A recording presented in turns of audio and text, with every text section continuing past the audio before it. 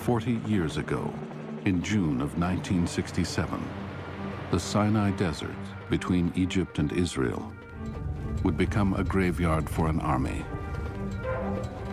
It would also become the final resting place for shattered dreams.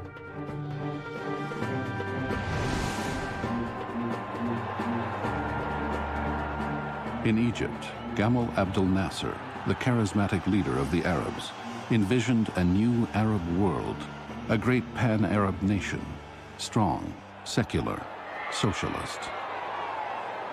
Led by Nasser, it would stretch across the Middle East. But to him, there was one major obstacle that stood in his way: Israel.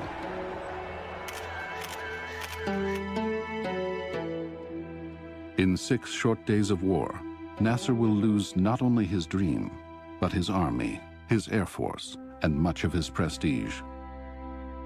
3 years later, he will die of a heart attack. His friends will say he died of a broken heart.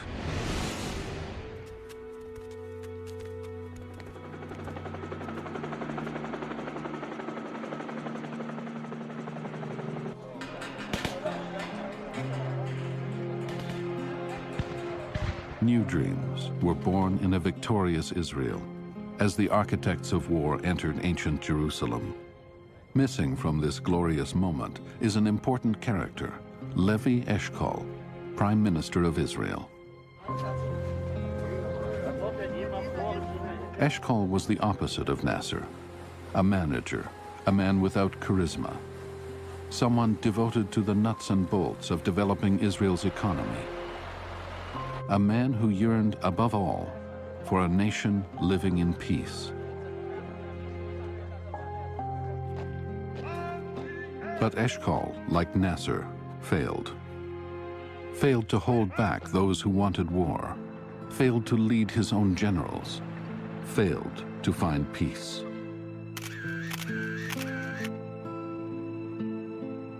Eshkol will barely survive the war. When he dies 18 months later, his wife will say that he too died of a broken heart.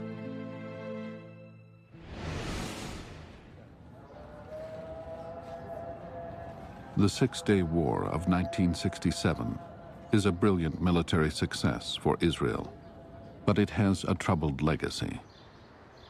It mires the country in years of occupation and violence, and leaves an Arab world so traumatized that more and more will turn to militant Islam. The Six-Day War will prove to be an unfinished war, just one battle in a conflict that has never ended.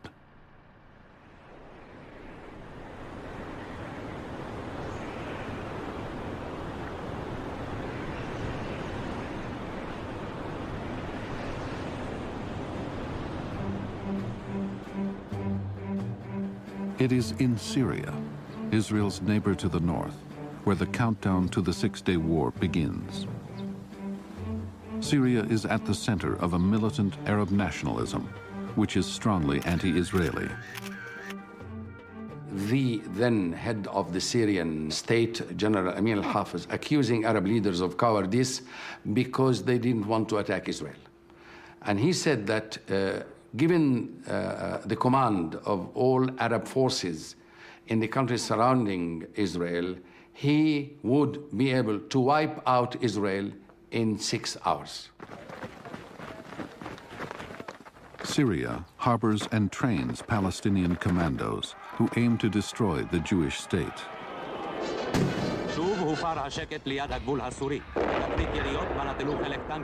Both countries settle disputes over land and water with artillery. In April of 1967, tensions between Israel and Syria reach a new high.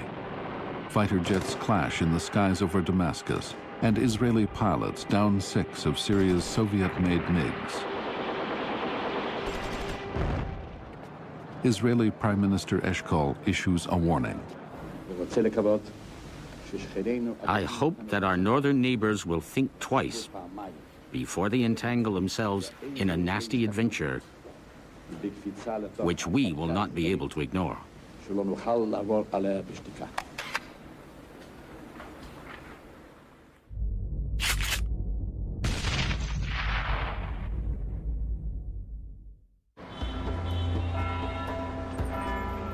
The Kremlin takes Eshkol's statement as a threat, and they take it seriously. Syria is a Soviet outpost in the Middle East, a valuable piece in the chess game of the Cold War. The Soviet official in charge of the Middle East, Viktor Semyonov, notes, Israel stages provocations on the border with Syria. Vietnam and the U.S. Sixth Fleet in the Mediterranean loom behind all this.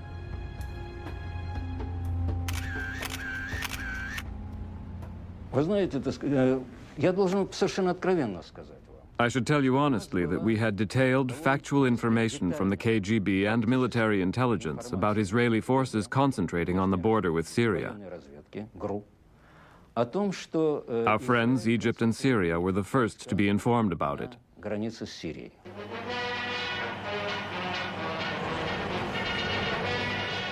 Egypt is also in the Soviet camp.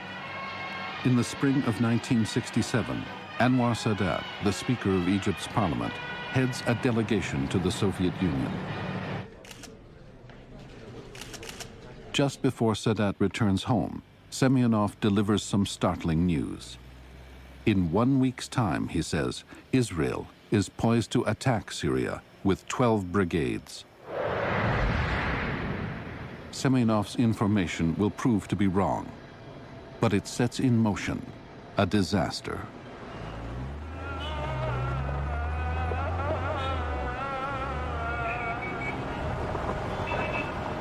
Back in Cairo on the 14th of May, Sadat speeds the news to Egypt's president, Gamal Abdel Nasser.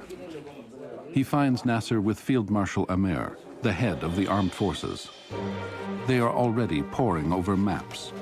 The Soviet ambassador has given them the same warning about Israel. Egypt and Syria have a mutual defense pact. If Israel is threatening Syria, then Egypt must react. But 60,000 Egyptian soldiers are off fighting for a socialist revolution in Yemen. Without them, Nasser doubts the readiness of his army to fight an all-out war with Israel.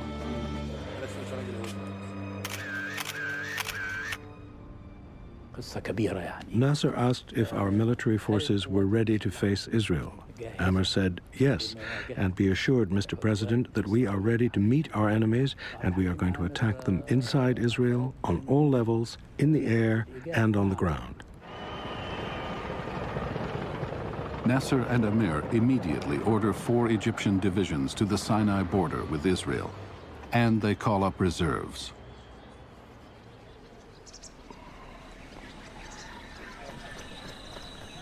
The Egyptian reserves mostly come from Nasser's power base, the hundreds of villages of the Nile Delta. We didn't know anyone else but Nasser.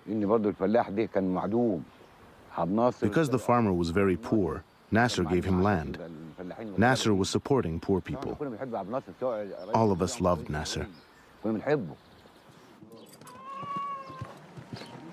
The mobilization orders go out to thousands of peasants.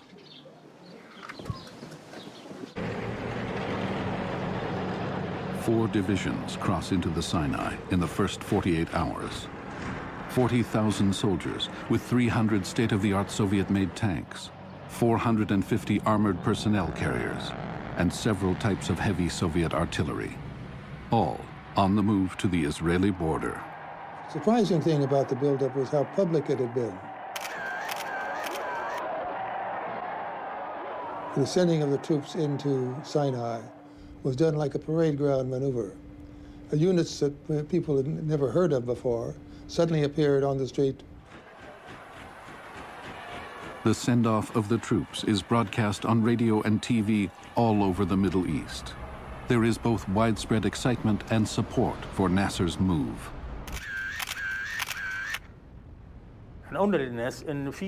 We were telling people there was a military buildup on the Syrian front, that Israel intended to attack Syria, that we couldn't be spectators, that we had to be ready, if Syria was attacked, to enter the war and to attack Israel, to reduce the pressure on Syria.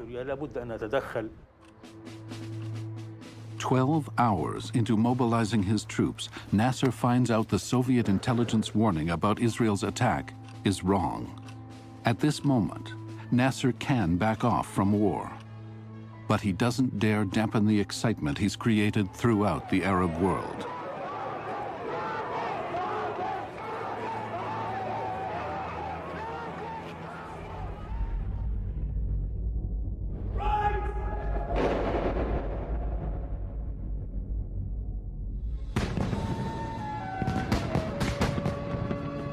On the same day that the Egyptians enter the Sinai, Israel, a country of only 2.5 million people, is celebrating the 19th anniversary of its founding.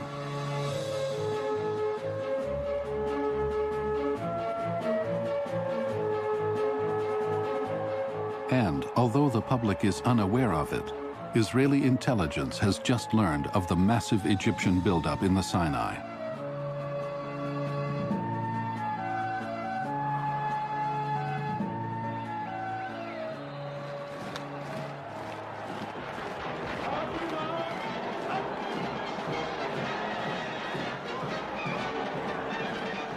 At the Independence Day parade, Prime Minister Eshkol, who is also defense minister, reviews his troops and gets an update on the Egyptian buildup. I'm sitting near Levi Eshkol on the dais in the stadium. The parade begins to move, and an officer comes and whispers in Eshkol's ear. Eshkol raises an eyebrow, looking worried. With Eshkol is General Itzhak Rabin, the Army Chief of Staff. This is his first big test. With only a small standing army, he argues for calling up some reserves. Eshkol authorizes Rabin to mobilize only one tank brigade, just 3,000 men. He fears a bigger mobilization could be perceived as a provocation. The first Israeli reservists are called up that night.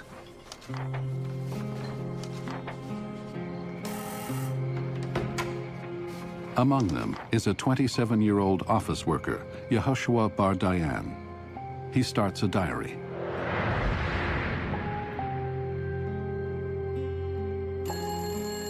"11 p.m. at night, a telephone rings.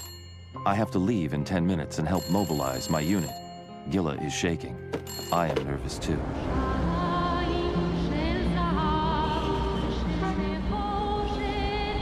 As he distributes draft notices, the radio is playing the new hit song, Jerusalem of Gold, about a yearning for the ancient capital of Judaism.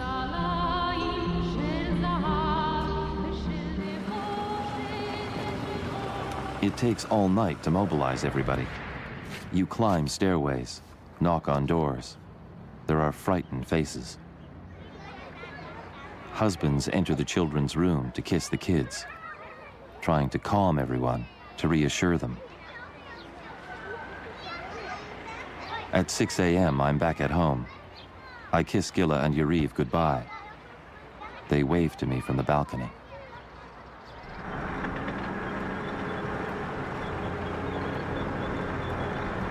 The next morning, the first Israeli reserve units speed south towards the Israeli-Sinai border. The Israeli and Egyptian forces are now separated by a narrow buffer zone, manned by UN peacekeepers. A few thousand troops from India, Canada, Brazil, and Scandinavia are all that separate the enemies. The UN mans observation posts and patrols the border from the Mediterranean to the Straits of Tiran, maintaining peace for more than 10 years. But 2 days after moving his troops into the Sinai, Nasser makes another bold move. On May 16th, UN Force Commander General Inderjit Rike receives a distressing message. This is the first time in my life that I was really absolutely staggered. Why? Because of the enormity of what was going to happen.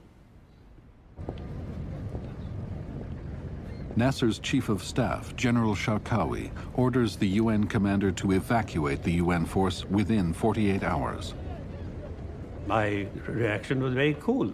And so I said, I will send this to the Secretary General and ask for his instructions. Then Shakawi said, but sir, what do you think about it? So I thought very rapidly, and I said, have you thought through what the consequences of this problem are going to be? Have you worked it out, how you're going to deal with Israel after you move your troops on the frontier and UNEF moves away? What response the Israelis are going to have? Oh, sir, I will meet you for lunch in Tel Aviv next.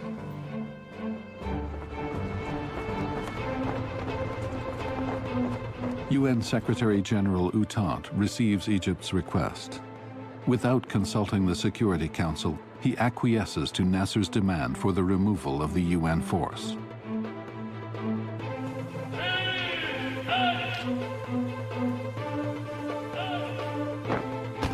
The first UN peacekeeping mission ever to be deployed is being terminated, just when it seems to be most needed. Without the UN, Egypt and Israel are left to their own devices. A lot of my colleagues, when we were debating this question, said to me that, well, the Arabs are going to attack first. I said, no. The Israelis will attack first. What basis? I said, the Arabs will provide them with the basis.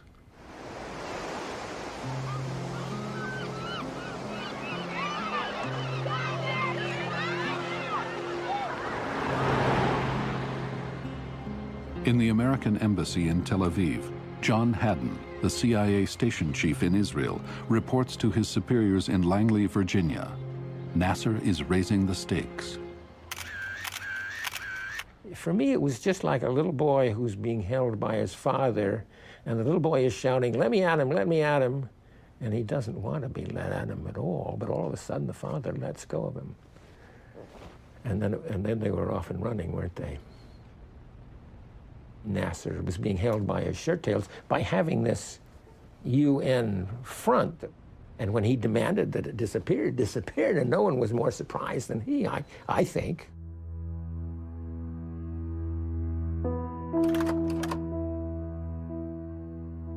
With the UN gone, Eshkol hopes the superpowers will keep the situation in check.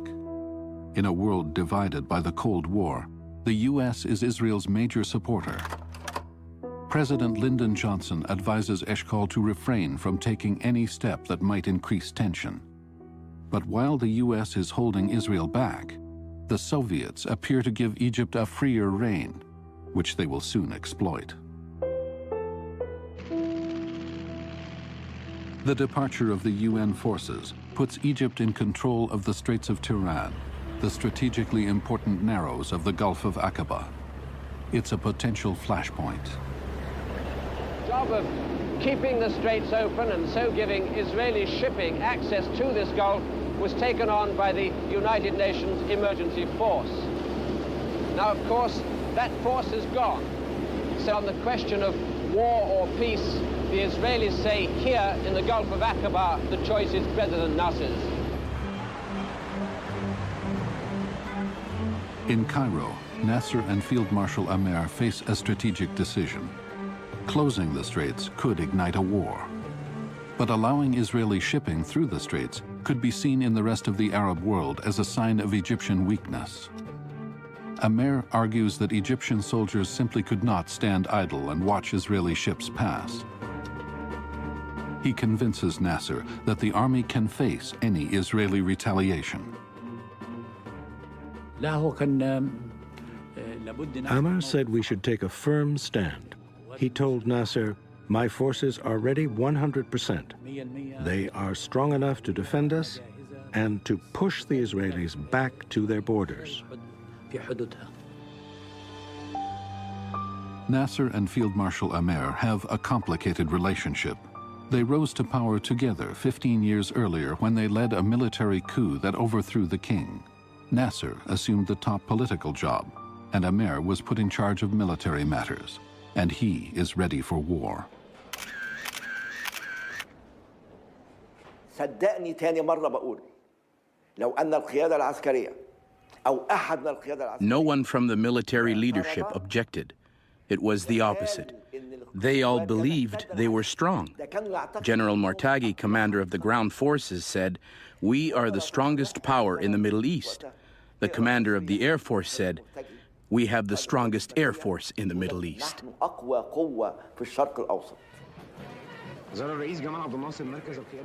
May 22nd, Amer and Nasser visit their troops in the Sinai. It is now a formidable force of 100,000 men. They have a secret plan to strike at Israel in 5 days. But they have a more immediate tactic. They announce they are closing the Straits of Tiran to Israel. It is virtually a declaration of war.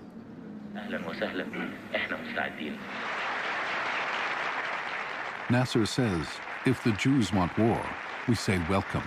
We are ready. A few days ago you said that if Israel attacks, she will be completely destroyed. And some Arab leaders actually say that their aim is the elimination of Israel without any qualification. Now what does this mean, actually? If somebody attacks you, what would be your reaction? Somebody attacks us, we will react. React in war means destruction. And if they don't attack, will you let them alone? Yes, we leave them alone. We have no intention to attack Israel.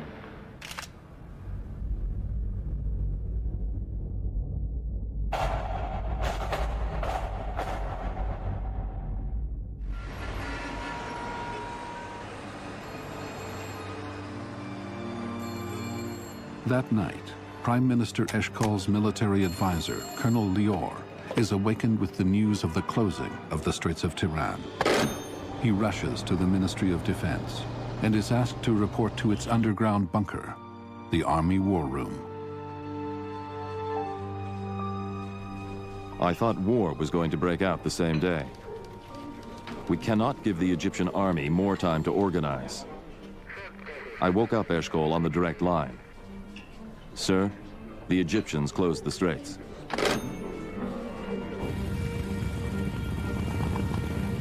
At 8 a.m., Eshkol meets with several generals in the war room, including Chief of Staff Yitzhak Rabin and the head of intelligence, Aharon Yariv.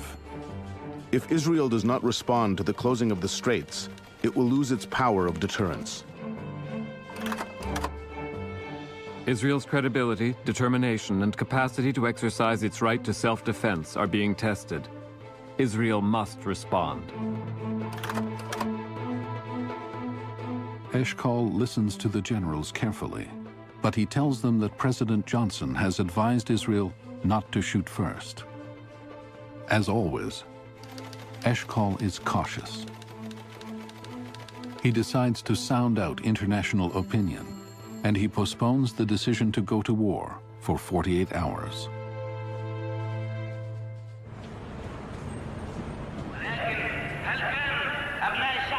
Meanwhile, the closing of the Straits of Tiran electrifies the Arab world, and Radio Cairo beats the drums of war.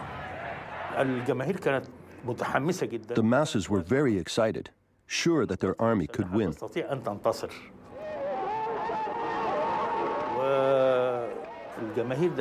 Feelings were very high among all Egyptians, including us in the media.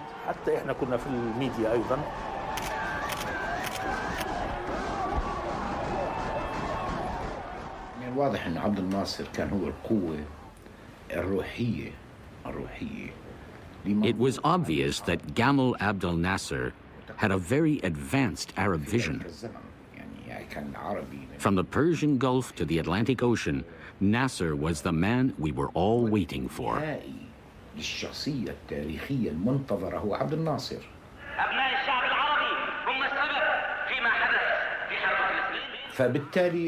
It is true some people say that Nasser was all talk.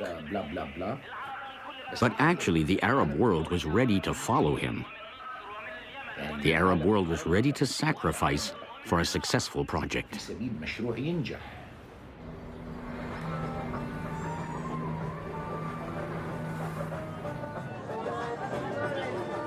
Nowhere in the Arab world is Nasser more admired than in East Jerusalem. Here, the Palestinians, many of them refugees from the 48 war, look to him for salvation. The people were looking towards Abdel Nasser. If you took a popularity poll, there were probably more Palestinians supported Nasser than Egyptians. You know, I mean, he was an incredible hero. I remember seeing his face on prayer rugs. I was shocked by that. What are you doing with the face of Abdel Nasser on a prayer rug? I mean, he was such an extraordinary hero, as if he could do no wrong. Nasser's preparation for war makes it possible for hundreds of thousands of Palestinian refugees displaced 20 years earlier to dream of returning to their villages and farms that are now part of Israel. Here in this part of the world, in the Arab country, no one accepts this idea about forgetting all the past, all the 20 years, and close our eyes and leave everything as it is. Nasser has dramatically revised his agenda. The looming conflict is no longer about deterring Israel from attacking Syria or controlling the Straits of Tiran. Now he talks about turning the clock back 20 years to before the State of Israel was created. Radio Cairo delivers this message to Israelis in their own language.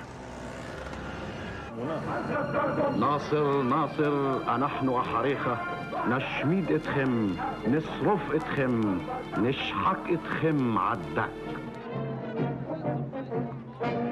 And because there is no Israeli television in 1967, Israelis watch Egyptian television in Arabic. You turn on the TV and you watch Egyptian television, and you see the celebration in the streets. You see Nasser sitting down in the airbase in Sinai with the MiG-21 pilots in their G-suits ready for combat, smiling from ear to ear. You see the massive amount of tanks entering Sinai. We had the feeling that we were being suffocated, that they were going to destroy us all. The Arab press is contributing to the frenzy with its anti-Semitic caricatures of Jews. Israel is shown crushed, pierced, and destroyed in the coming war.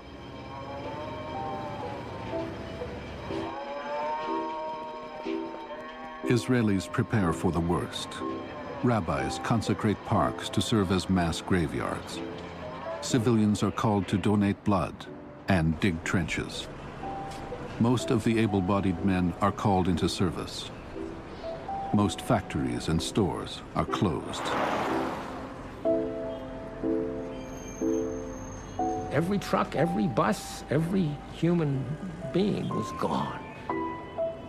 The economy was at an absolute dead standstill, waiting, you see. And so it was clear that this couldn't last. I was very afraid to leave home. We were just waiting for a plane to come bomb us.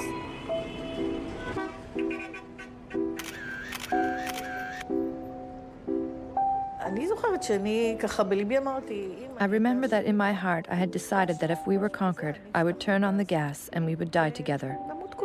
I would not want my children to be hurt by them, and I would not want to fall into their hands either. The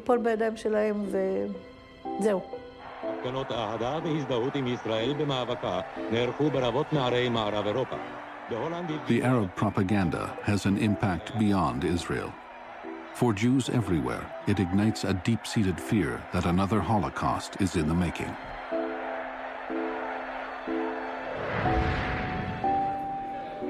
Young Jewish volunteers pour into Israel.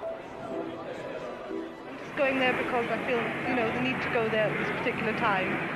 I feel that I identify strongly with Israel, and I feel that they need me perhaps now more than they will next year.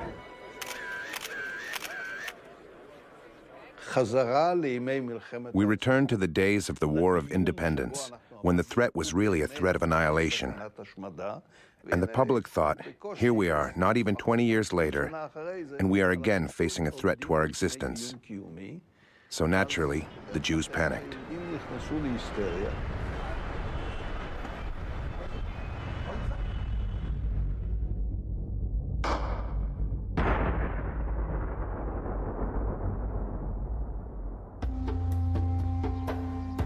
In the moment of crisis, all eyes turn to Israel's founding father, David Ben-Gurion, the man who led the country through the dark days of the War of Independence in '48. Ben-Gurion thinks it is a mistake to go to war, and he fears the worst. When Chief of Staff Yitzhak Rabin comes to seek his advice, Ben-Gurion reprimands him and triggers a major crisis.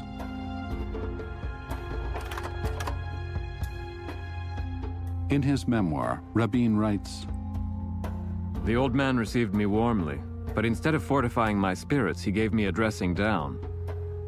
He said, 'I doubt very much that Nasser wants to go to war, but now we are in a serious situation, totally isolated.' When I left him, I was despondent. It would be days before his words stopped ringing in my ears. He said, 'You have led the state into a grave situation. You bear the responsibility.'" Yitzhak always respected Ben-Gurion. He was the old man, and Yitzhak was the young one. Ben-Gurion, I think, planted doubts in his mind. Yitzhak told me, maybe I'm wrong. Maybe I took on too much responsibility.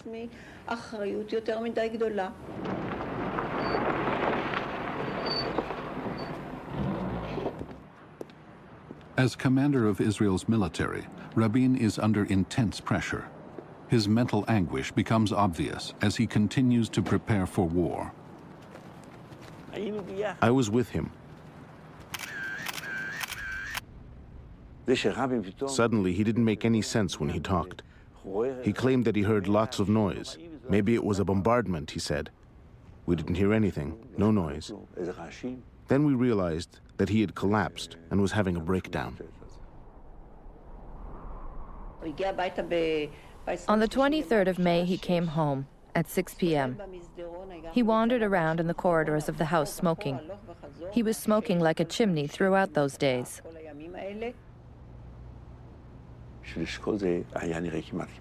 Rabin's collapse was a disaster for Eshkol. I remember Eshkol saying, "Can you imagine if the public knew about the chief of staff of the army? What a depression it would cause."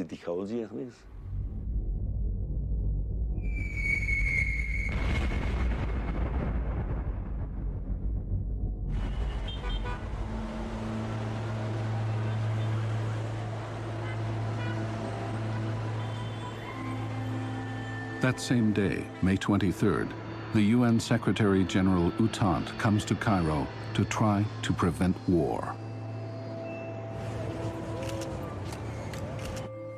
A day of meetings with U Thant and UN General Riquet fail to resolve the crisis.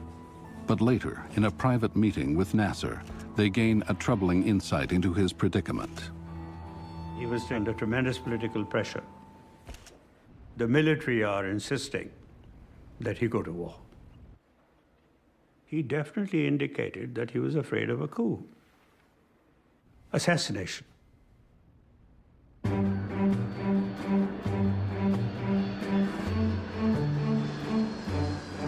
Under pressure from his military to attack, Nasser turns to his superpower ally.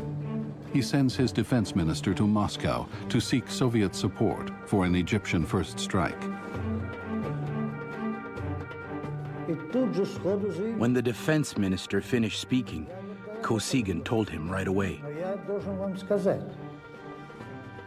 "I will report this request to the Politburo, but I must tell you, we cannot give our accord for a preemptive strike against Israel and for starting hostilities."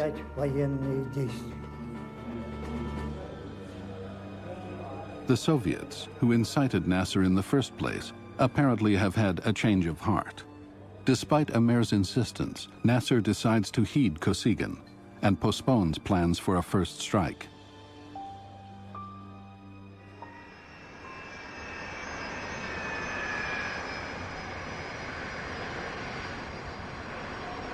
At the same time that the Egyptians are in Moscow, Israel's foreign minister goes to Washington. Abba Eban wants the Americans to force Egypt to open the Straits of Tiran. Every nation in the world has a right of free and innocent passage in the Gulf of Aqaba to the Israeli port of Eilat. if you ask me what I think they will do, I would say that is really what I've come to find out about. In the White House, President Johnson gathers his advisors to discuss what he should say to Eban. Johnson doesn't want an Israeli first strike. I still remember his Texas vocabulary. Come sundown, I'm the one who will have to bell this cat, meaning Abba Eban when he came to the White House to find out what the position of the United States would be. President Johnson asked us to bring the foreign minister to the family quarters of the White House, and to speak rather crudely about it, the intent was to work him over, to persuade him is perhaps a more polite term, to avoid a preemptive attack. Abba Eban is ready to be persuaded, but only if the U.S. dispatches a naval force to open the straits and make a formal commitment to help Israel if it is attacked. But Johnson is not ready to go that far. He expressed to me a sense of his own impotence that I had never heard either before or since from an American leader. He said that he was actually confined, contained, and frustrated by the Vietnam War. The Americans are only willing to say they will try to reopen the straits. That could have been done. The United States only had to send one ship through, and I believe that Nasser could have capitulated. President Johnson also balks at a defense pact with Israel. He believes Israel is strong enough on her own. At the time, we had 3 independent appraisals of the results of an Egyptian-Israeli war. All 3 showed that, beyond a shadow of a doubt, Israel would win. I think we estimated that if Israel preempted, they'd win in 7 to 10 days. If, on the other hand, they responded to an Egyptian attack, I believe we estimated they'd win in 14 days. But Johnson went on, my generals are always right about other people's wars. And he then said in a kind of Delphic oratory, Israel will not be alone unless it decides to be alone. I would talk to my colleagues before I to the public. Sir, are you optimistic? I'm realistic.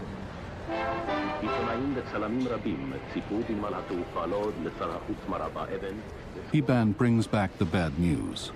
America is sympathetic, but unwilling to act with the urgency Eshkol needs. The crisis now stretches into a second week. The Israeli public wants it resolved, and increasingly they blame the Prime Minister for being ineffectual. You feel there is a growing disquiet in the public aimed at Eshkol and his leadership. His insistence on postponing a decision for one more day, and a demand begins to be formed. Give us a general. Give us a general. Give us a military leader. The papers ridicule Eshkol.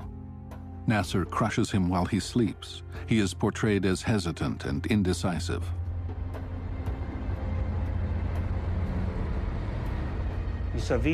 Women were staging noisy demonstrations around the party offices, and we could hear this chanting, "Give us Diane, give us Diane."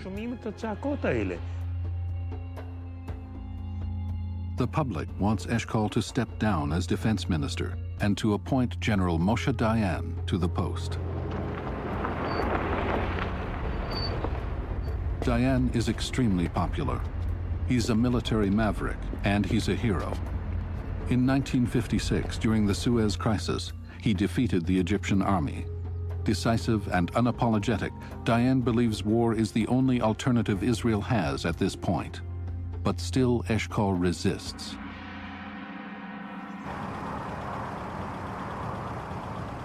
On the 28th of May, in an effort to bolster his leadership, Eshkol plans to make his first public speech since the crisis began.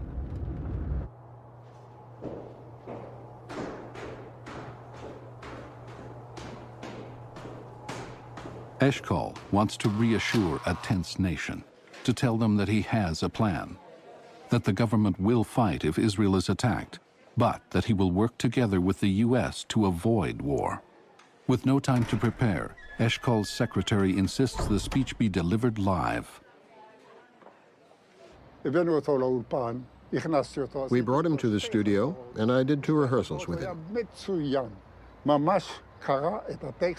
He was great, coherent and fluent.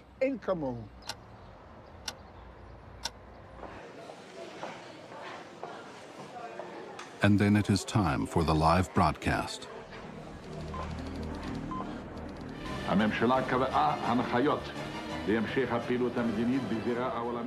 The speech goes well until Eshkol stumbles over a word. He turns to ask an aide about it and has to be reminded that he is live on air. He resumes, but now he is confused. He stutters. He seems hesitant and hard to understand. All of a sudden, the person who's supposed to lead the Israeli military appears and stutters.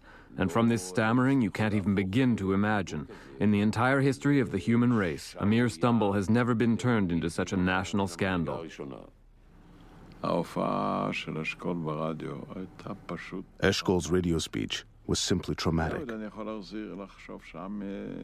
In retrospect, one could probably say that the public overreacted. But at the time, when you didn't know what is going to happen, and the whole world is applauding Nasser, at a time when we lost our self-confidence, and the worst doubts were voiced, the impression it created was of doubt and fear. Colonel Lior writes, "It was a horrible broadcast. With his stuttering, he conveyed more insecurity and confusion. I heard that soldiers at the front burst out crying." But there is more drama to come that fateful evening. From the disaster of his speech, Eshkol hurries to meet the army generals and explain why the government has again postponed the decision to go to war. Lior calls it the Night of the Generals.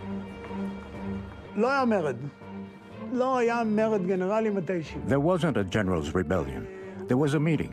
He stuttered indeed, and we heard it on our car radios on the way to the meeting.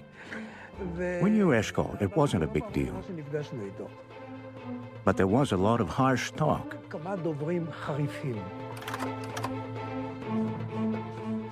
We need to remember that we are a reserve army. We can't wait for weeks for the Egyptians.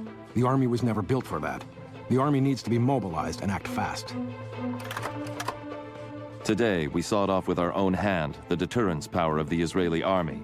We sawed our main weapon, the fear from us. The problem is not the Straits of Tiran. The problem is the existence of the State of Israel. Egypt, with the help of the USSR, is creating an army whose sole goal is to annihilate us. It is also obvious that our army is ready, but no one is activating it. Our problem is that Nasser challenged us in front of the whole world. He's showing off, and we need to end it.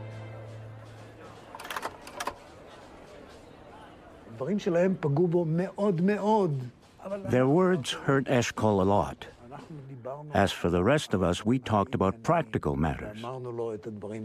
We told him, the risk you're taking by postponing the decision to go to war is that the war will take place here on our soil. It gives the Egyptians more time to organize better, to plan better. It gives all the advantage to them.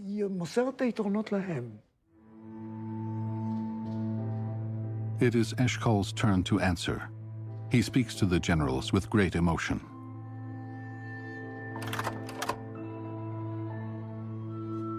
Deterrence does not mean that you always have to act. How long will we live by our swords? You asked for 100 planes, you got them. You asked for tanks, you got them. But you did not get them, so one day we can say, now we can destroy the Egyptian army.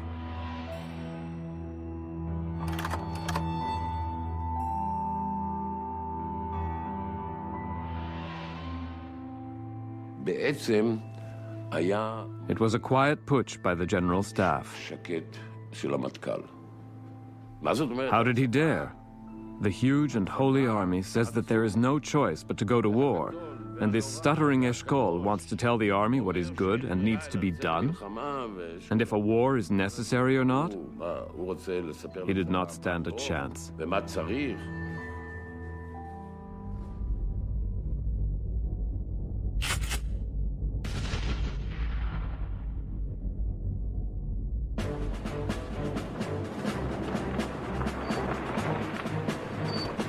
The possibility of a war with Israel generates great excitement and support in the Arab world. A victory will undo the humiliation of Israel's very existence.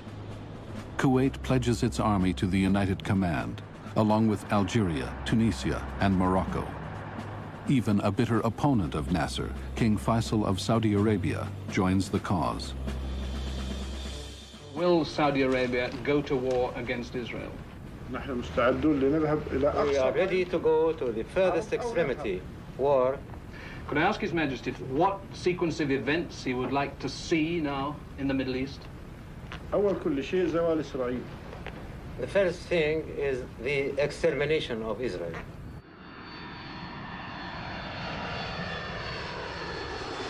Jordan is not yet part of the Arab coalition, but this changes on May 30th, when King Hussein flies to Cairo to sign a defense pact with Nasser. Although the two men have not spoken in years, Hussein feels he has no choice but to join Nasser's war plan. He must protect his image as a nationalist Arab leader and protect his country in case of war. King Hussein felt that to defend the West Bank, he needed Arab support. That Arab support wouldn't be forthcoming unless he mended his fences with Nasser, because that would alleviate the pressures, that would stop the propaganda against him. Just a few days earlier, Hussein told Western diplomats that Nasser's closing of the Straits of Tiran was insane, that it would end badly for the Arabs, that they're not ready to fight Israel. But now Hussein is a full-fledged member of the United Arab Command. Control of the Jordanian army is signed over to the Egyptian military.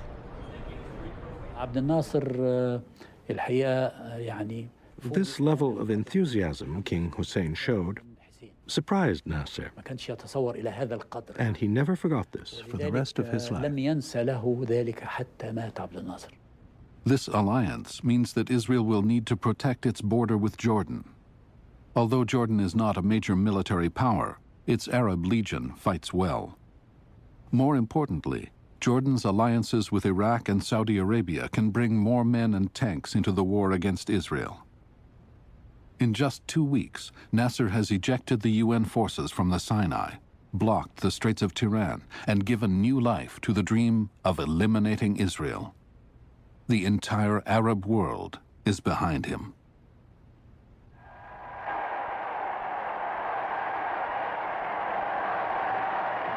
People were absolutely convinced that with King Hussein and Abdel Nasser, and with Syria and Iraq, there was going to be a war and they were going to win. I mean, without really doing anything, but they were going to win somehow. It was going to happen. And there was this hysteria almost in the air, a hysteria of excitement and expectation.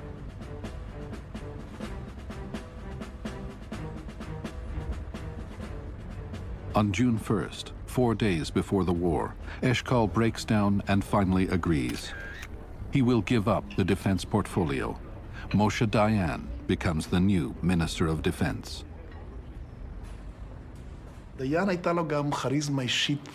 Dayan had incredible personal charisma.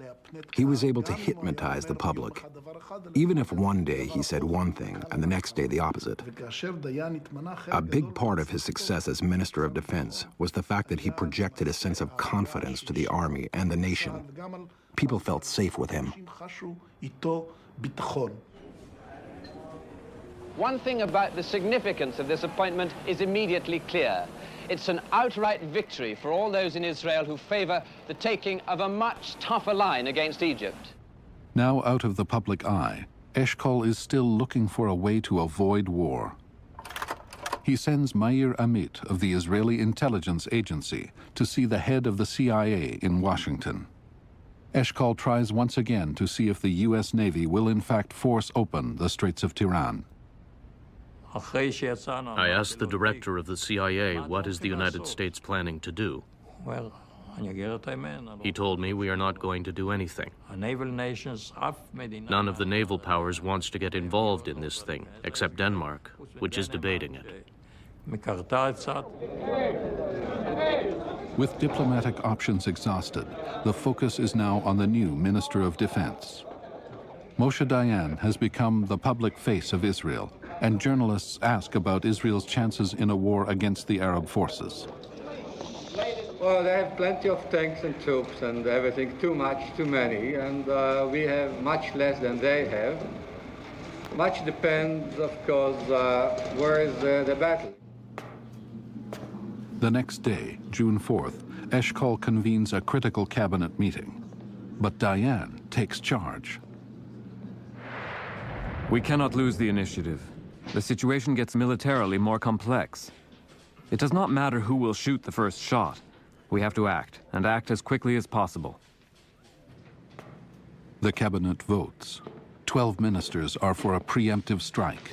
Only 2 are against. Dayan writes the official text of the decision. It reads, "It is therefore decided to launch a military strike aimed at liberating Israel from encirclement and to prevent an impending assault by the United Arab Command."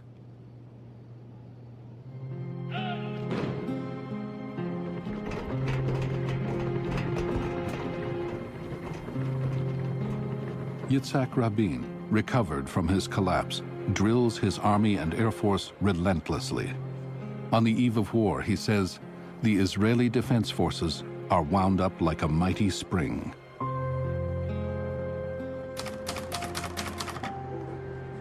On the last night of peace, Eshkol writes to the 2 superpowers. In a note to Soviet Premier Kosygin, he pleads for Russia not to intervene on the side of the Arabs. In his other note, he calls President Johnson the greatest friend of Israel and asks him to keep the Soviets in check. Colonel Lior writes, "I am scared. I'm not sure Israel can withstand the combined power of the Arab armies if our preemptive strike fails."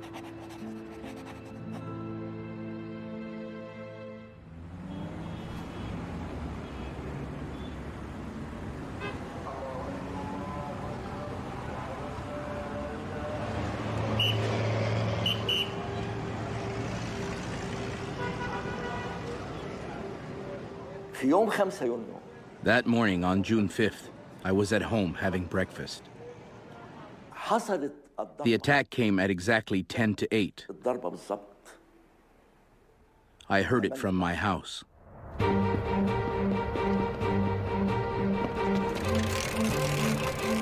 The Israeli attack has in fact been planned, even rehearsed, for 8 years.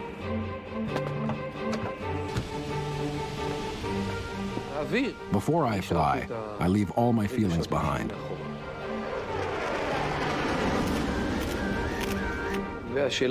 Who I am, my feelings about my loved ones, all of that becomes irrelevant. I focus only on the mission.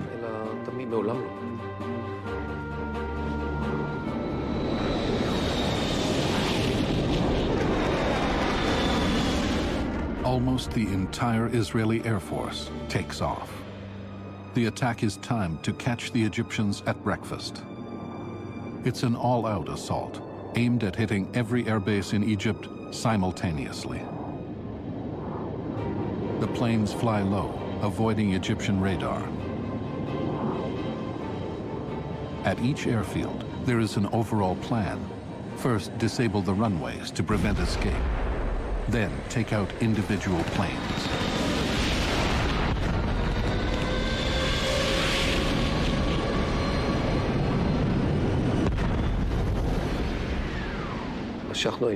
We climbed, then dived. The Cairo West airfield was burning in front of me. It was cool to see the airfield burning. My target was in front of me. Now to find my Tupolev bombers. Each is the size of a Boeing 707 and intended to bomb Tel Aviv. It was a great feeling to destroy them.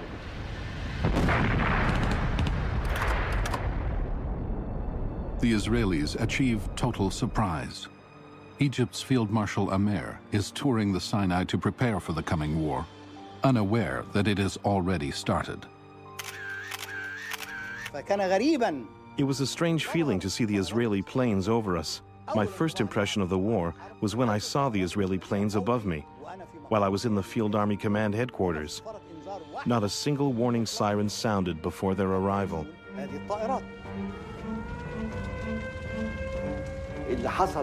I can't say I wasn't expecting what happened, but I didn't imagine it was going to be that bad.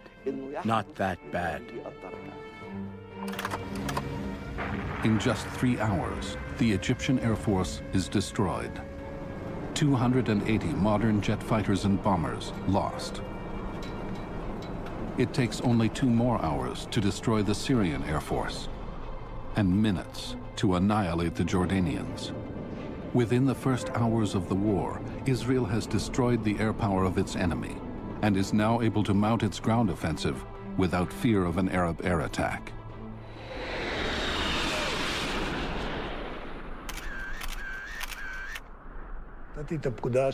I gave the coded order, red sheet. It meant that the tanks should raise antennas and begin to move. I heard the order cascading through the communication networks of all the command centers, and we pressed forward.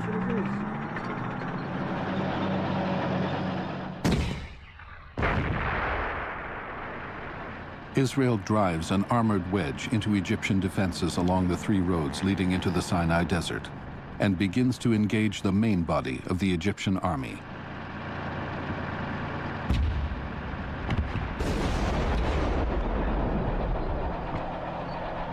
Israeli reservist Yehoshua Bar Dayan sees action in the Sinai, and he keeps a diary. Now that it's actually happening, there is no fear, only excitement. It seems like chaos. Dozens of tanks and armored trucks are on the move. We're suffocating in the dust.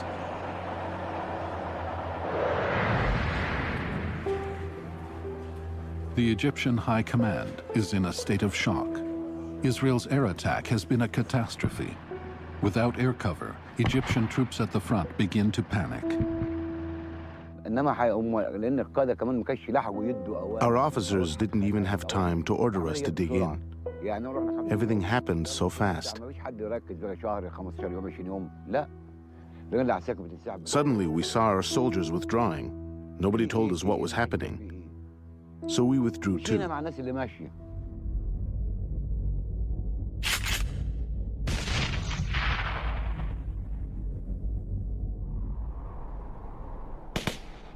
With both air and ground wars going badly, the Egyptian military's command and communication networks begin to crack. Commanders at headquarters don't know what's happening in the field.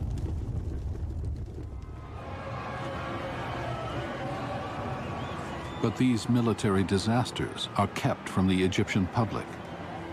Jubilant crowds gather to listen as Radio Cairo announces victories.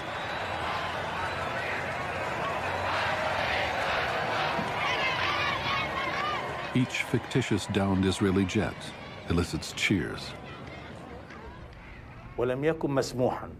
All we were allowed to broadcast were the announcements of the General Command. The command was telling of great victories. We have downed dozens of aircraft. Our forces are advancing in the Sinai, and commandos are already in Israeli territory. It gave us the impression we were achieving a great victory. In Damascus, the Syrian Broadcasting Service is also reporting imaginary conquests. The President of the Republic came to the TV station to make a speech to the nation. He encouraged the people, telling them that the war had started and that tomorrow we would have lunch in Tel Aviv.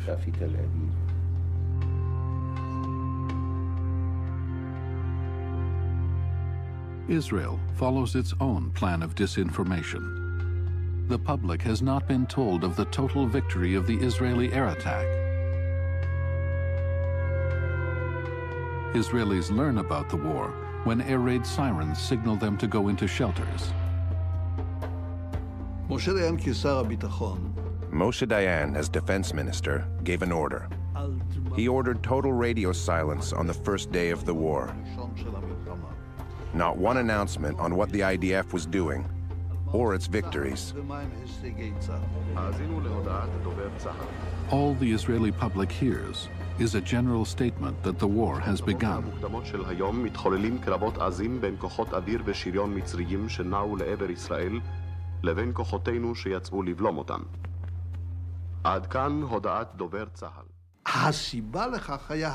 The reason for that was the fear of an immediate international intervention that would attempt to impose a ceasefire.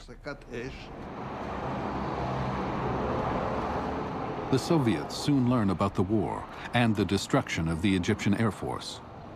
At the Kremlin, the Politburo goes into emergency session. The Politburo was trying to determine its position. Shall we get involved militarily or in some other way? The Israeli army was advancing inside Egypt. The whole situation was getting out of control. We had to decide what to do. The Politburo opts for a bold stance. It rushes reinforcements to the Egyptian army and orders 41 MiG jet fighters to fly to a staging ground in Armenia.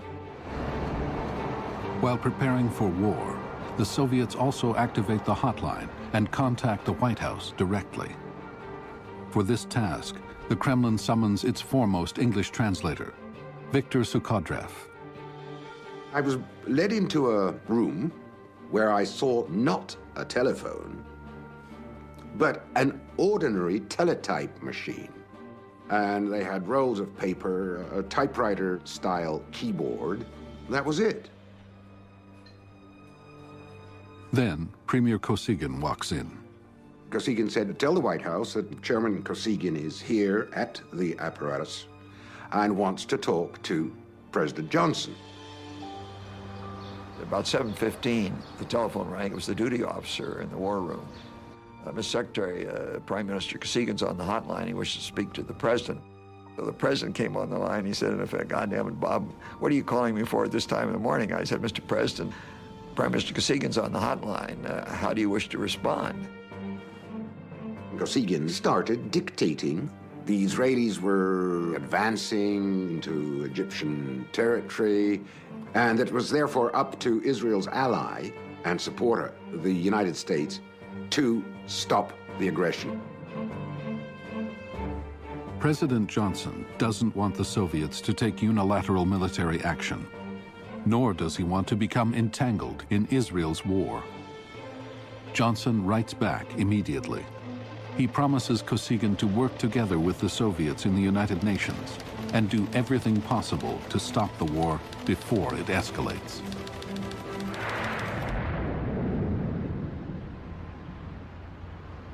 Radio Cairo's false news about Egyptian military successes has reached Arab Jerusalem, where it has an electrifying effect. What's the radio saying about what's happened? 23 airmen for Israel. 23? 23 now. Airplanes? Yes, airplanes. What, shut down? Yes. By this time, I had left the newspaper and run over to the radio station just to see what was going on. Because all they were doing was broadcasting military music and shouting slogans.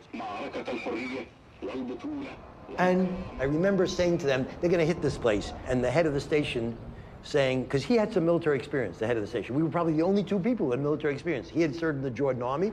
I had served in the American Army. Nobody else. That was the other amazing thing for me. Everybody's clamoring for war, all the young men, and none of them knew how to fire a rifle. And I was cautioned, don't talk that way. You're suggesting that the united might of the Arabs are not going to overwhelm Israel. They're going to come in here. How can you even think that way? The truth is that on the first day, our morale was very high because all the information we got was that the Arabs were victorious. Israel jammed our military communications, so we were getting all our information from the radio. And the Egyptian Radio Cairo was giving wrong information.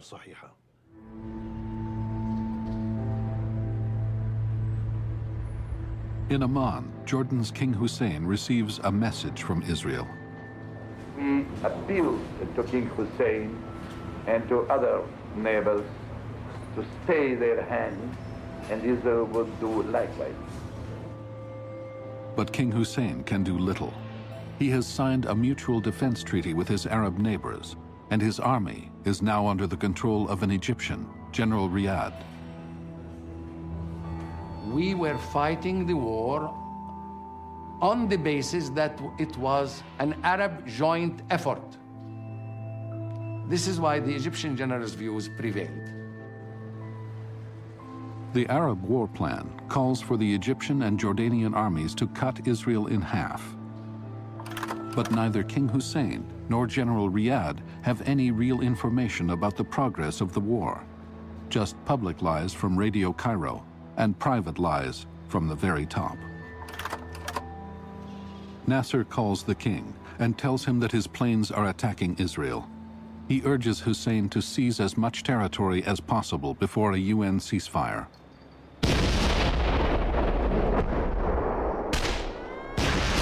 Minutes after this phone call, Jordanian guns and mortars start to shell the Israeli half of Jerusalem. This is the first attack on Israeli territory.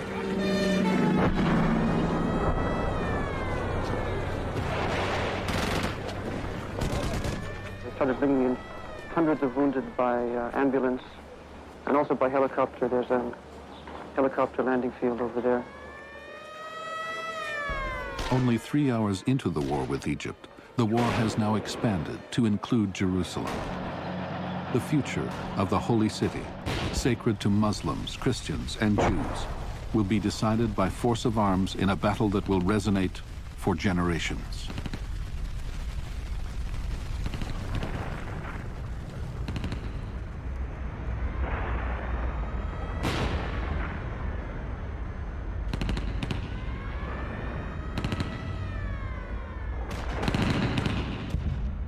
The battle for Jerusalem begins where the 1948 war left off.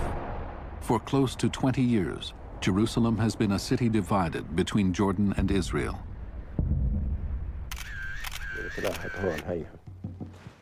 In his home, Jordanian soldier Badi Awad keeps a prize painting. It depicts how his unit defeated the Israelis in 1948 and captured the Jewish quarter. 19 years later, in 1967, he's back. This time to fight for the demilitarized UN compound. I got a direct order to occupy the UN headquarters south of Jerusalem. I was to secure it from an Israeli incursion.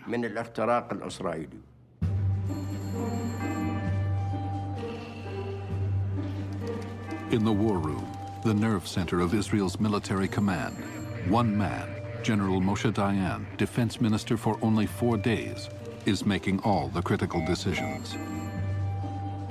His prime concern is to avoid a war on multiple fronts, a potential disaster for the outnumbered Israeli forces. But Jerusalem is a special case. He decides he cannot put the city at risk. He authorizes the Israeli Central Command to engage in the battle for the UN headquarters.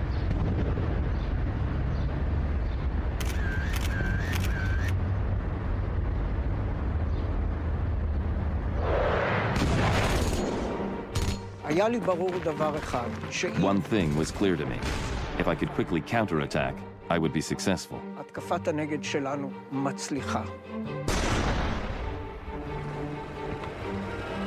While Colonel Dar's tanks attack the high ground overlooking the headquarters, one platoon forces its way into the compound.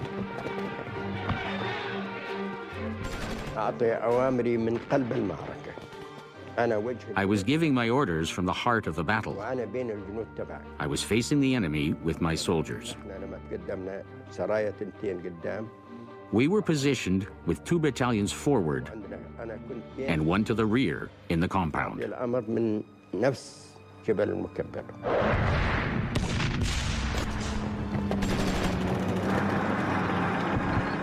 By late afternoon, a wounded Asher Dar captures the UN headquarters.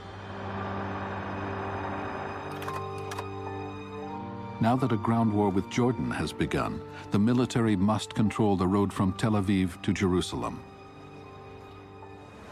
In the war of 1948, that road, which runs through the Latrun Valley, was occupied by the Jordanian Legion. General Moshe Yotvat is assigned to secure the road. Yotvat is no stranger to this place. He fought here twice in 1948. And twice, the Israelis were unable to dislodge the valley's Jordanian defenders. I was wounded in the battle. The platoon commander was wounded. Ariel Sharon was wounded. Actually, everyone who came out alive was wounded. The rest did not come out alive.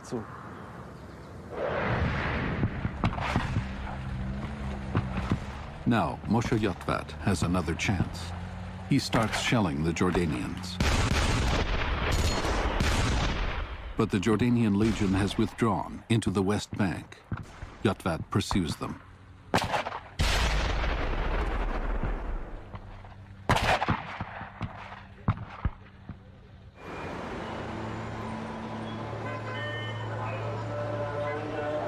In the war room in Amman, Jordan's military elite is watching disaster unfold. They want to defend and hold Jerusalem as they have done in the past. But their troops are now under the command of an Egyptian general, and he is following orders from Cairo to send Jordan's army away from Jerusalem. They were shouting and screaming at each other, and they nearly fought because the Jordanians felt this was a battle of destiny for them. It meant the future of the West Bank, and in particular, Jerusalem.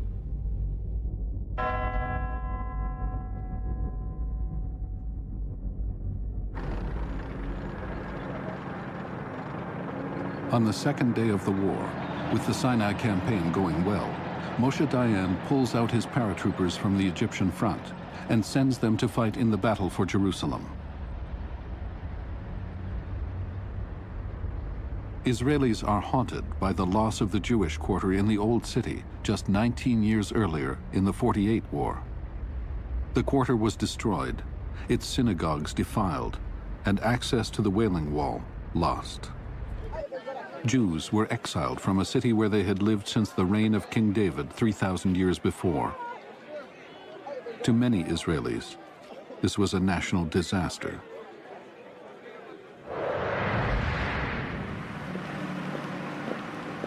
One of the paratroopers sent from the Sinai to fight in Jerusalem is Hanan Porat. For me, and not only for me, I finally understood something. The war was changing direction. It was no longer a war for survival, a defensive war against jihad, but a war which, even if we didn't express it this way, had become a war of redemption.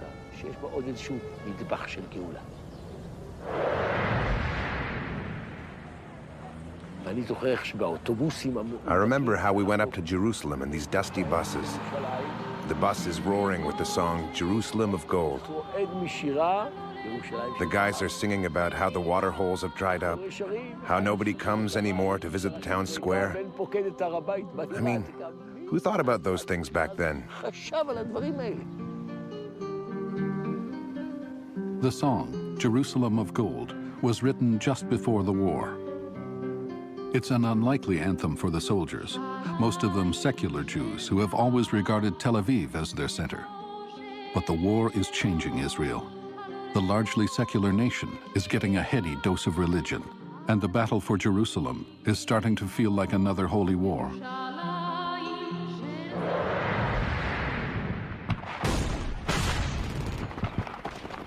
That night, the Israelis begin a determined ground offensive.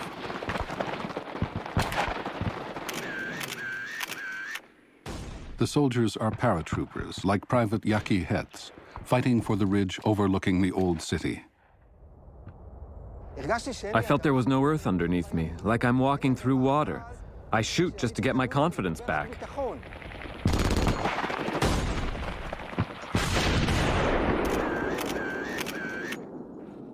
Ghazi Rubaya commands a company of the Jordanian army assigned to protect the ridge. I had two options. Either my soldiers get killed, or I find a way out of here. What shall I do? The Jews are coming from all sides. The spirit of my soldiers is at its lowest.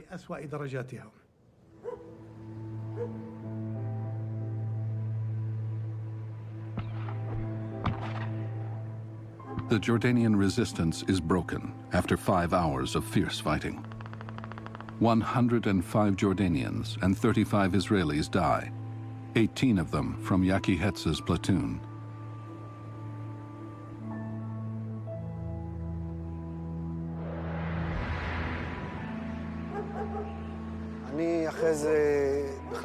I was in shock. I tried to understand what happened. For me, it was a war of survival. I never took part in any of the celebrations. Even a year later, I couldn't listen to the music that celebrated the victory. I refused to listen to Jerusalem of Gold. I had to turn the radio off. I was in despair. This war was a terrible blow.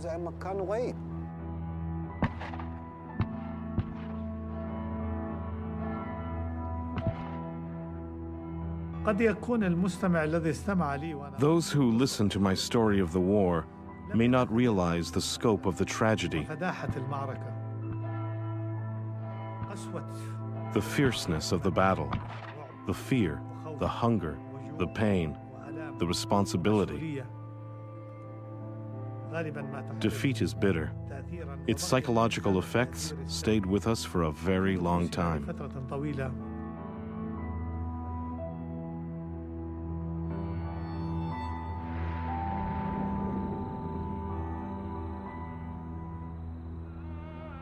With the defeat of the Jordanians who were defending the approaches to the city, the Israelis prepare to move in. Abdullah Schleifer is there to witness the beginning of the fall of the old city. I saw one airplane that swept low, clearing the Dome of the Rock, and then as it moved upward, it dropped the bombs that wiped out the last Jordanian military positions that were defending the approach to the old city. By morning, most of the Jordanian defenders in Old Jerusalem are gone. On the third day, about 600 or 700 people came to us in the Aqsa Mosque, asking us to withdraw. I don't blame them. They saw tanks in the streets, and they were under the influence of Israel's psychological warfare.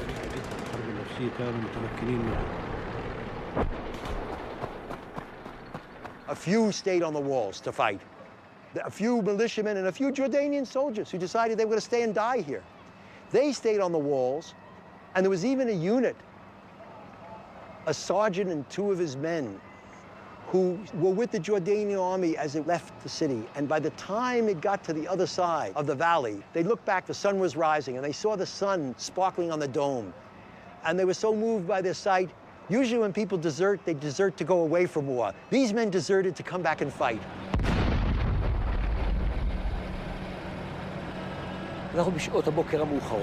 We arrived here late in the morning. We came down from Augusta Victoria through the Kidron Valley and climbed towards the Lion's Gate.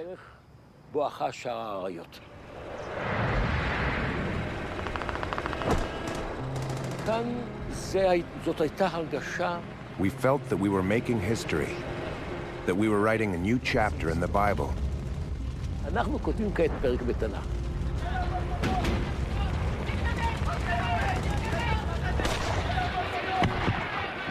Suddenly I heard tremendous shouts, and I realized that the Israelis had entered the city. You know, tremendous shouts of victory and exultation and firing.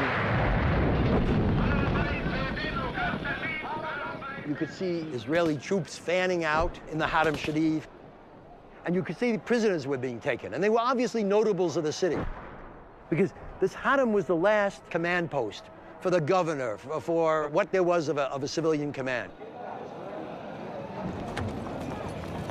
From the Temple Mount, the soldiers find a small gate that leads to the Wailing Wall. Even young secular Israelis get caught up in the religious frenzy. Near me, I can see a kibbutz member from a left-wing kibbutz, and he is asking me, Hanan, what prayer do you say here? I tell him, pray. But I do not know how to pray, he answers. Say Shema Israel. And he tells me, I do not know how to say it. I told him, repeat after me. And he repeated, shouting, Shema, listen, our God of Israel.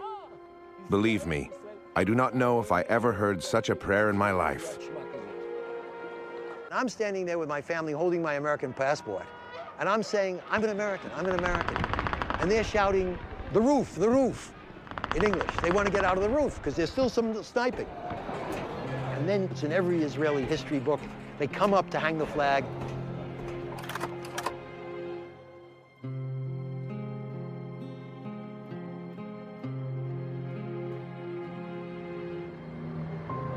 Israeli soldiers capture the euphoric moment on home movie cameras. The Israelis have taken the old city of Jerusalem. They have, in their view, liberated one of Judaism's holiest sites, the remains of the Second Temple.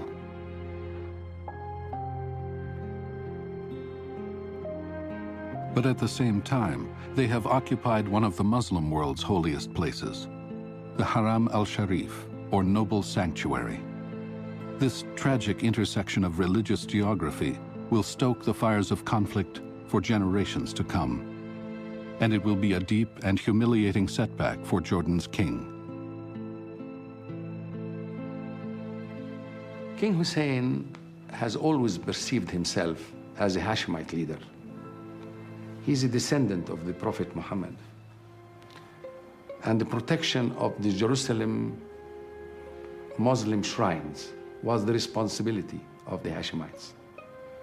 And history would register that they were lost during his time. If we are going to live, we will live with honor. If we don't make it, we will die with honor. For our nation, for our rights, and for all times.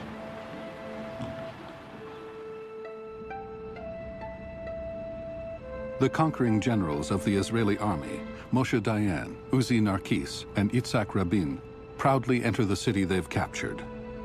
They are careful to record the moment. We advanced about 10 meters past the gate when Dayan stopped the group and said, Ilan, please go forward and take a picture of me entering the old city. These were his exact words.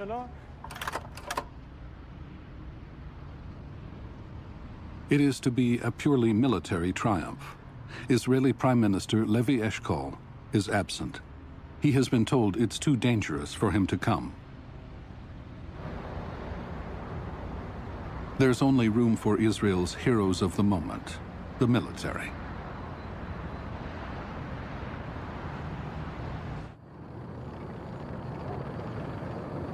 By the second day of the war, the Israeli army in the West Bank is fighting so well and moving so fast that it has outrun civilian control. Even the Army High Command is leaving critical decisions to local commanders. General Moshe Yotvad moves into the West Bank and pushes through to the Jordan Valley. I was just taking advantage of opportunities as they came. And this is how it happened in every place we took on the West Bank. It just rolled from one phase to the next. There was no plan. Yes, there were operation plans from before, but there was no overall plan to occupy the West Bank, period.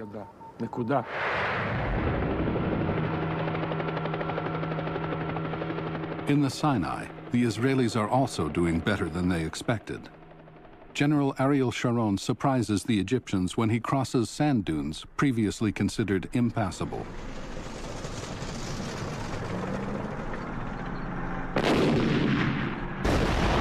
He orders his artillery to make the earth shake.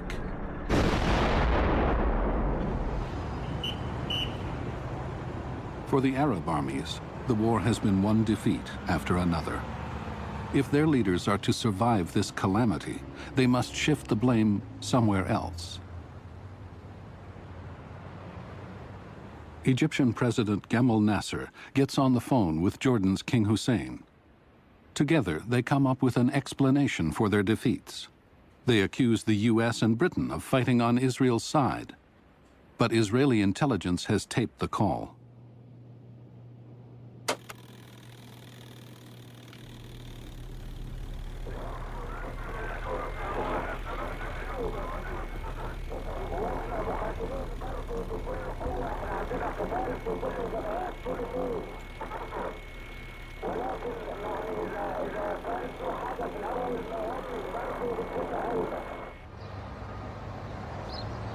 When U.S. diplomat Richard Parker hears the accusation over the radio, he calls Nasser's deputy.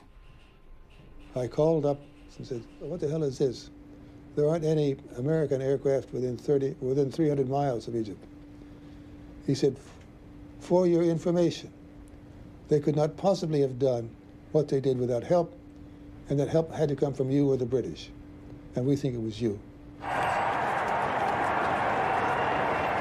The accusation about U.S. and British involvement ricochets around the Arab world and feeds a growing resentment against the West. From the outset, President Johnson has tried to stop the fighting. He also wants a post-war policy that would bring a more lasting peace.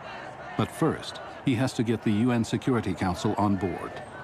A normal United Nations Security Council resolution in a situation like this, after a war or an attack, would be ceasefire and withdrawal of forces to their pre-war boundaries. The Soviets want a ceasefire and a withdrawal. But Johnson accepts Israel's argument that they should not withdraw and that the captured territories be exchanged for peace. In the corridors of the UN, intense negotiations take place. The Soviet Union is so alarmed at the speed of Arab losses that it's ready to accept a quick agreement and avoid the complete destruction of the Arab armies. The Soviets, therefore, agree to a ceasefire with no withdrawal, even though Israel is now in possession of large swaths of Arab land. To Johnson's dismay, Egypt and Syria refuse to accept the proposal. But this principle of exchanging land for peace becomes the American policy in the Arab-Israeli conflict. Nobody sat down and said the position of the United States for the next 40 years will be no Israeli withdrawal until there's peace. We're still, 40 years later, dealing with the consequences of that decision.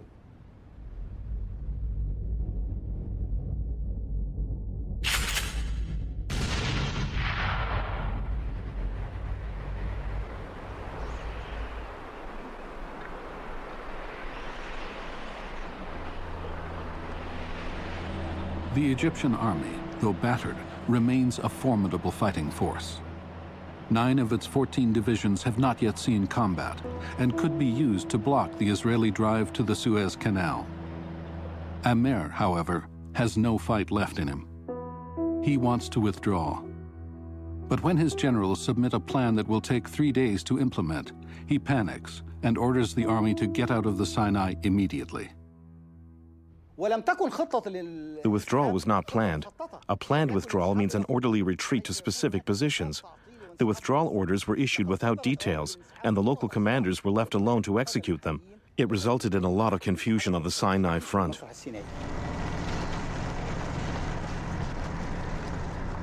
The Egyptian army took a month to move into the Sinai, and now they are trying to escape in a day. Amer's withdrawal order is intercepted by the Israelis, and they set a trap. There are 100,000 Egyptian soldiers and hundreds of tanks to be captured or destroyed. Instead of the original plan of attack, we decided to encircle the Egyptian army. We knew they had a withdrawal order, and so they would have to find a way to break out of this encirclement. Rather than attack them, we were waiting for them to come to us.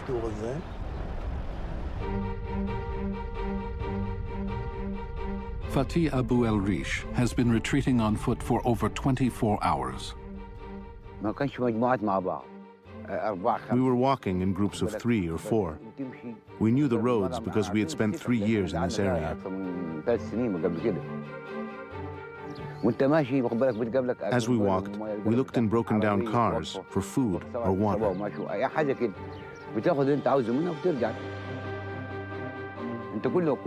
Everyone was looking to the sky. We were afraid that there would be an airplane coming to attack us.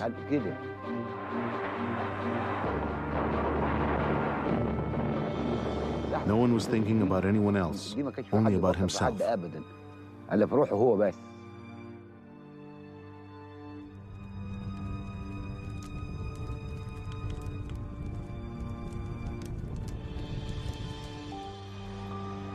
Yehoshua Bar Dayan writes in his diary, I am driving over bodies. There are human limbs, one after another. I'm driving over the face of an Egyptian soldier. His nose is sticking up, and his eyes are open. I am searching for a word that will describe the sight. It is the total destruction of the Egyptian army.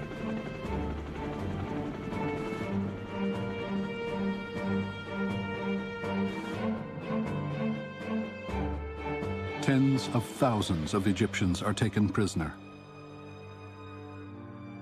An Israeli soldier near the airport of El Arish captures this on film.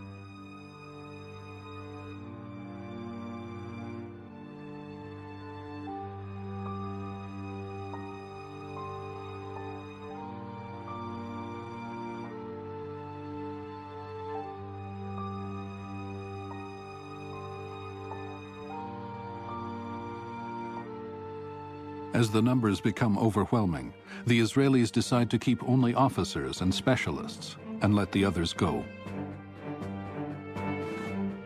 There was chaos until we got to the banks of the Suez. The Israelis told us, go back home. They captured a huge amount of soldiers and were detaining about 20,000 people, but then they let them go.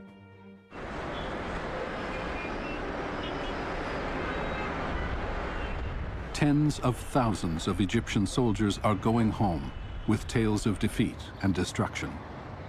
There will be no more cheering crowds, no easy lies about victories. By late afternoon, Nasser meets with his senior officers, including Field Marshal Amer. Distraught, the officers leave the two men alone. Nasser comes out with an ashen face and says, "Everything is over. We're agreeing to a ceasefire." He was very sad. He reiterated what he said to me. If I knew the army was incapable of military confrontation, I would have avoided it. I am a chess player. I can play politics.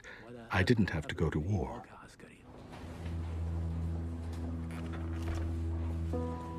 With his army destroyed, Nasser decides to face his nation. He justifies his road to war and admits that the Egyptian army has suffered a terrible defeat. But he avoids responsibility and blames the US and Britain for helping Israel. He then stuns his countrymen and the Arab world by resigning as president. أيها الإخوة، لقد تعودنا معا في أوقات النصر وفي أوقات المحنة، في الساعات الحلوة وفي الساعات المرة، أن نجلس معا وأن نتحدث بقلوب مفتوحة، أن نتصارح بالحقائق. أذكر مصور تلفزيون. I remember the cameraman was crying. The chief cameraman had to take over for him in order to continue the broadcast. Nasser has barely finished his speech when thousands and eventually hundreds of thousands of Egyptians, many organized by his political party, fill the streets, crying, shouting, begging their leader to stay.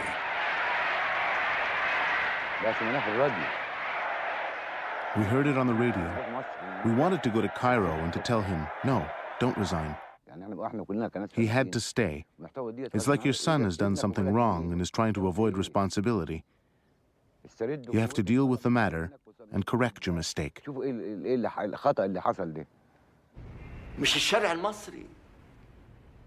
Not only the Egyptians took to the street, but all Arabs everywhere. He received calls from other presidents asking him to stay. Hours later, Radio Cairo announces that Nasser will not resist the voice of the people. He says that he will remain in office until the traces of Israel's aggression are eradicated.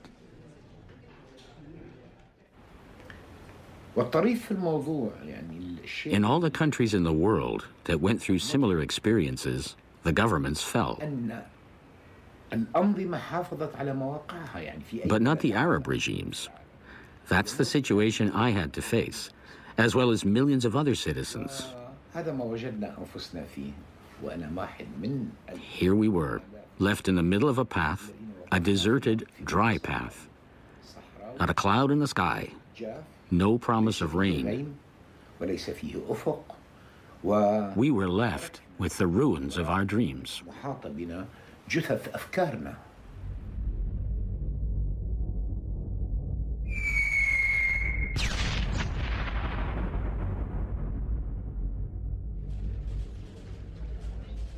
In the first 4 days of war, Israel defeats Egypt and Jordan.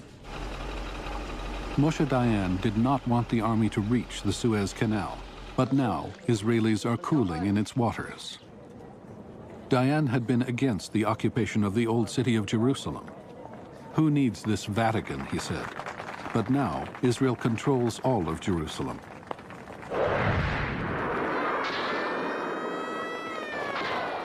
Dayan was reluctant to respond to Syrian shelling in the north because of the possibility of involving Syria's powerful ally, the Soviet Union.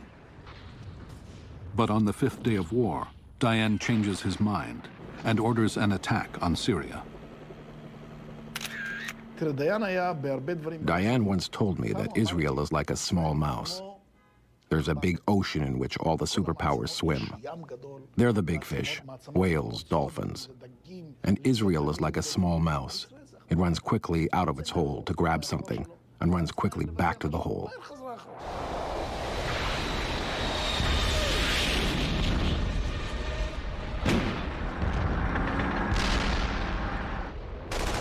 Israel attacks all along the Syrian border. Dayan's goal is to control the strategic Golan Heights and silence Syrian guns once and for all. His action brings the world to the brink of global war.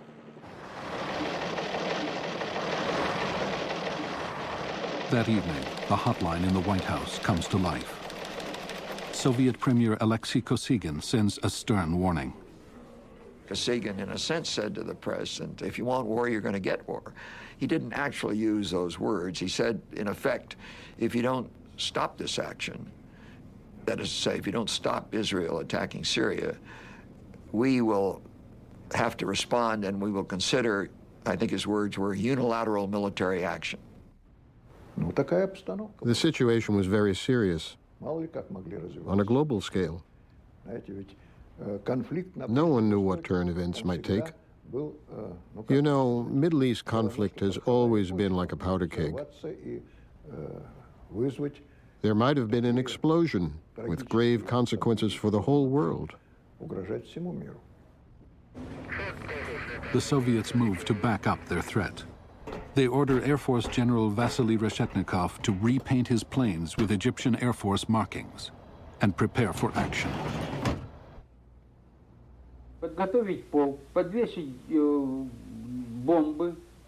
I was told to get my air squadrons ready, to equip the airplanes with bombs, and to be ready to strike military and communications targets in Israel.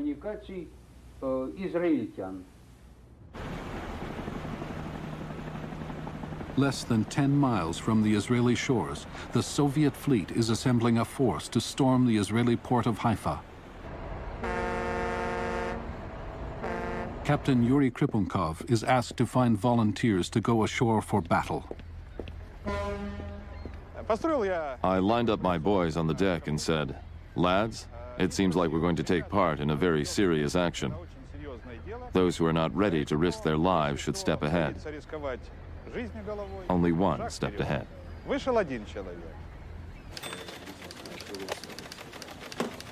As the news of Soviet military preparations streams into the Situation Room in Washington, the U.S. makes military preparations of its own. It is the most dangerous moment of the Cold War since the Cuban Missile Crisis.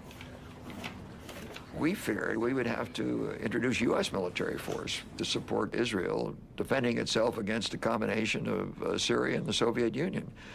The Sixth Fleet was then steaming on a training exercise in the Mediterranean toward Gibraltar. We turned it around and sent it back toward Israel, not to support an Israel attack on Syria, but to be prepared to defend Israel against a potential Soviet attack. Very, very dangerous.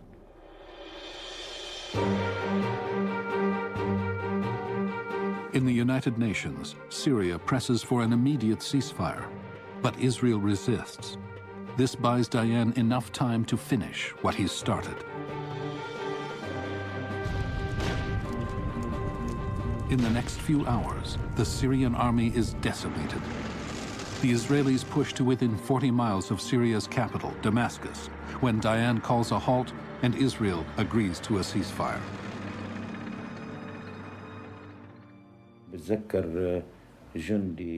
I remember taking in my car a soldier who was walking back home from the front.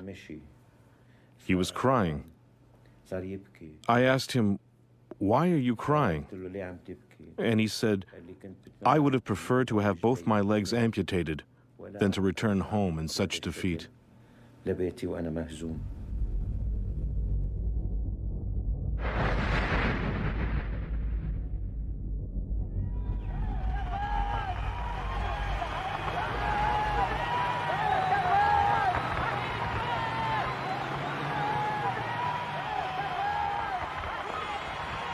After only 6 days, the war is over.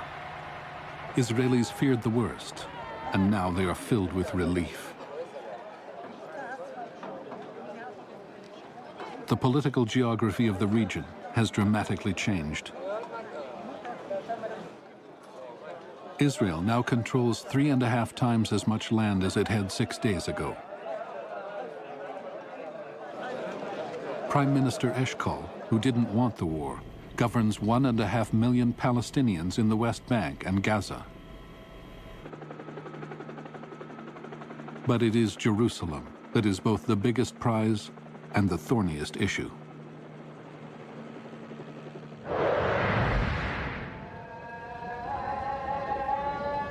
In Old Jerusalem, the Israelis feel they've liberated their ancient capital, and they are quick to make their presence known. The war ends at 6 p.m. That same night, the Israeli army begins to alter the city.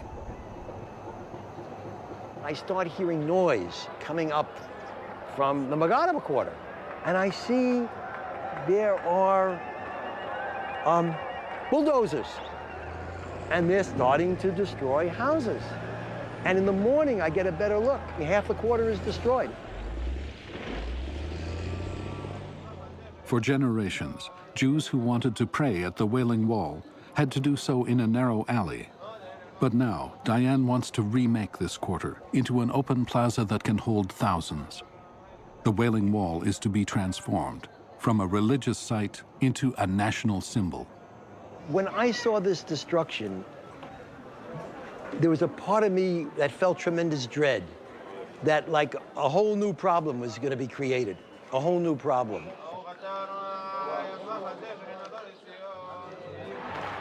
But for the moment, Israelis are triumphant. Thousands go to Jerusalem to celebrate and give thanks. They feel they have been saved from destruction. Yet many want more than a short-term victory. What would you like to see happen now? Would you like to see all the land that's been gained kept by Israel? No, I would like to see peace. Oh, I think there may be a chance for peace now with the Arabs, yes, of course.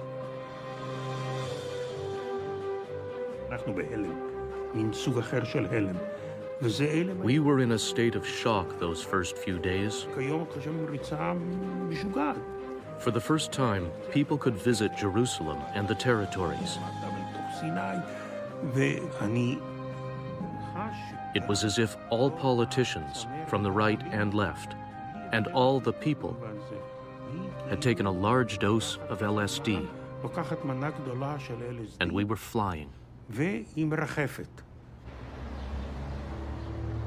While the Israelis are celebrating, the Palestinians are devastated. The rest of Palestine has fallen into Israeli hands. I decided to cross the River Jordan. I had relatives in Nablus, in Jerusalem, in Ramallah. The people were not only shocked, it was more than shock. People were, as I told you, influenced, enticed by the propaganda war to feel that victory was at hand.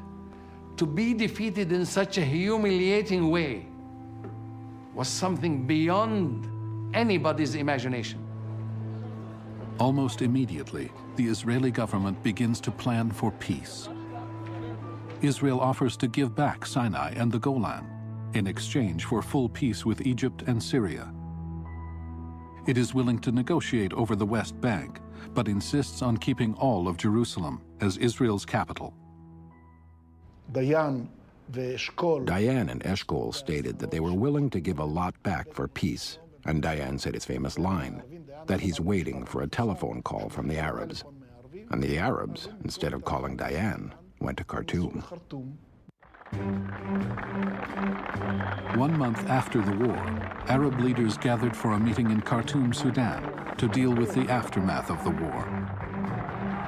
In spite of his horrendous defeat, Nasser is still the undisputed leader of the Arab world.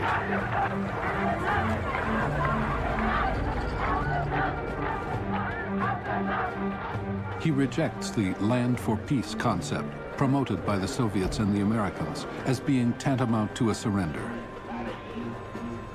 Instead, the conference decides on the 3 no's: no recognition of Israel, no peace, and no negotiations. And all Arab states are to prepare for military action.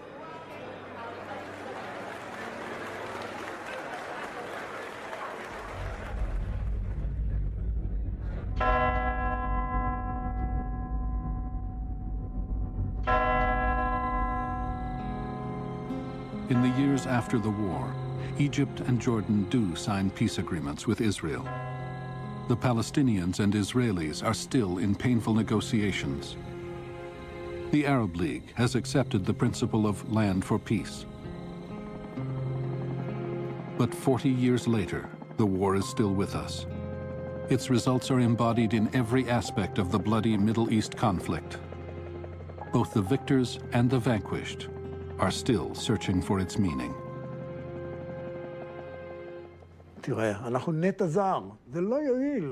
We are a foreign implant, and around us are hundreds of millions of others, and nothing will change that. It is not a solution to depart from here and give them the country. And if we don't leave here, this conflict will not end very soon. Israeli horizon, you see, is only to the next battle. Because if they lose one battle, they're gone. We tried to understand why. We were deceived. They lied to us. The only objective of the Arabic regimes was to stay in power, nothing else. Our institutions were incapable of dealing with this catastrophe. Our governments showed only a short-term view, a lack of organization, corruption. What fell is the political government class in the Arab world. We thought we were strong, politically, militarily, economically, culturally, and even creatively. Suddenly, with the war of 1967, we found ourselves at the edge of a pit, the edge of a vacuum. Our institutions were incapable of dealing with this tragedy.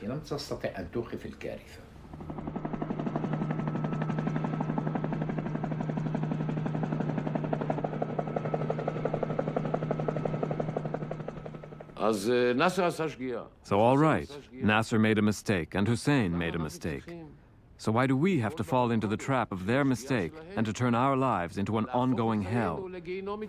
40 years we have been living in an ongoing hell because of this accursed occupation.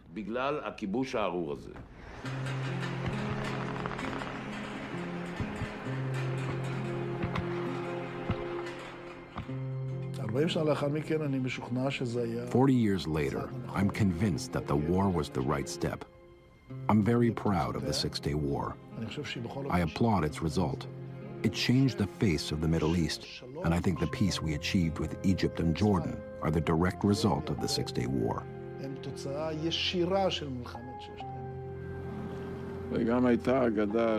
And there was a myth that the Arabs are not courageous, that they would not commit suicide, that they wouldn't fight. But you must not be contemptuous about your opponent. And you must not forget that you have to make peace with your enemy.